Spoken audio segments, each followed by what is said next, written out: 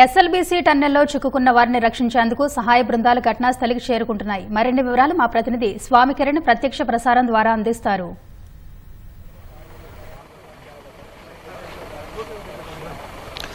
ప్రస్తుతం శ్రీశైలం ఎడమగట్టు కాల్వ టన్నెల్ వద్ద కొనసాగుతోంది. ప్రస్తుతం సహాయ చర్యలు కొనసాగుతున్నాయి. అంటే ఎన్డీఆర్ఎఫ్ బృందాలు ప్రస్తుతం ఈ టన్నెల్ వద్దకు చేరుకున్నాయి. హైదరాబాద్ నుంచి ఒక బృందము, అలాగే విజయవాడ, ఇతర ప్రాంతాల నుంచి మొత్తం ఇంకో 3 బృందాలను కూడా ఇక్కడికి రప్పించడం జరుగుతుంది. దీంతో పాటు సింగరేణి కాలనీస్కి సంబంధించినటువంటి రెస్క్యూ బృందాలు కూడా మరికొద్దిసేపట్లో ఇక్కడికి చేరుకోనున్నాయి. ఇప్పటికే ఎన్డీఆర్ఎఫ్ బృందాలు టన్నెల్ లోపలికి వెళ్ళడం జరిగింది. వెళ్ళి అక్కడ పరిస్థితి ఏంటి అనేది గమనించి రావడం జరిగింది.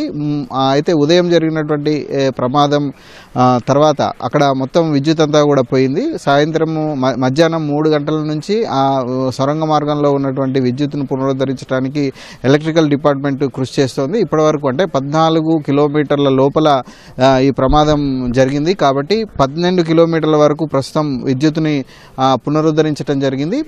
తర్వాత ఈ విద్యుత్ పునరుద్ధరించిన తర్వాత అంటే 14 కిలోమీటర్ల వరకు పునరుద్ధరించిన తర్వాత అక్కడ పరిస్థితి ఏంటి అనేది ప్రస్తుతం అర్థమవుతుంది. ఉదయం ప్రమాదం జరగడానికి ప్రధానమైనటువంటి కారణం నీళ్లు పడడం, బురద పడడం, మట్టి కూలడం, అలాగే సొరంగ మార్గంలో కూలకుండా ఏర్పాటు చేసినటువంటి దిమ్మెలు కూడా రౌండ్ రివిడ్మెంట్ కూడా కూలిపోవడం వల్ల ఈ ప్రమాదం జరిగింది. టన్నల్ బోరింగ్ మిషన్లో ఉన్నటువంటి అంటే ముందు భాగంలో ఉన్నటువంటి 8 మంది కూడా అక్కడ చిక్కుకోవడం జరిగింది. 2 ఇంజనీర్లు, అలాగే 4 డైలీ వేజ్ కార్మికులు, 2 రాబిన్స్ కంపెనీకి సంబంధించి అంటే టన్నర్ బోర్ విషన్కి సంబంధించి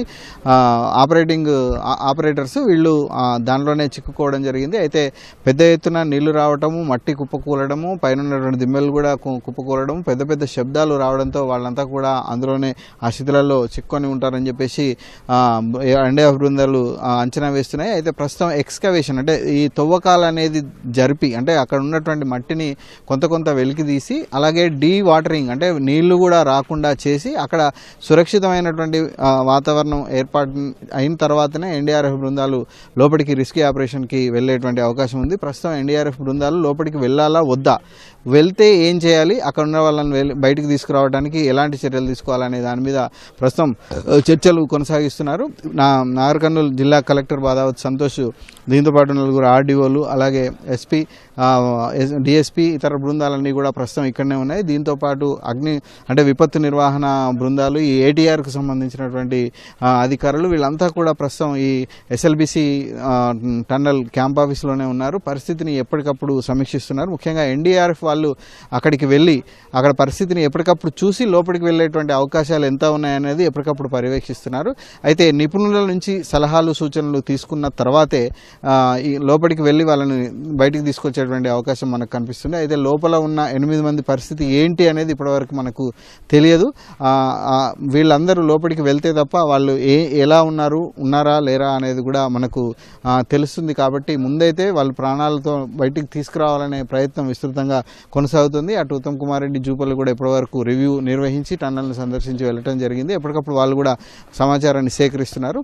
మొత్తంగా చూస్తే ఈ రోజు దారి క్లియర్ అయితే రేపు మార్నింగ్ నుంచి రెస్క్యూ ఆపరేషన్స్ చేసేటువంటి అవకాశం ఉంది. ఒకవేళ కనుక 14 కిలోమీటర్ల వరకు విద్యుత్ పునరుద్ధరించి అక్కడ వాటర్ కానీ మట్టి కానీ తీసేటువంటి అవకాశం ఉంటే మాత్రం ఈరోజు రాత్రి అవి కూడా పనులు కొనసాగించాలని చెప్పేసి అధికారులు భావిస్తున్నారు.